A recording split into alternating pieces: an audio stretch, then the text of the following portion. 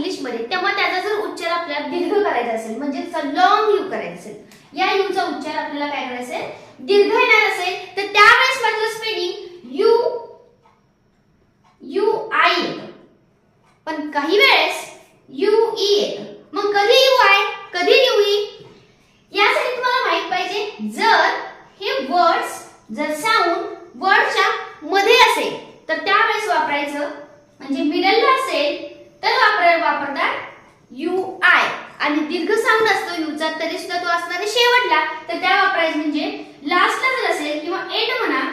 तर त्यावेळेस वापरायचं यू ई एक्झाम्पल सांगते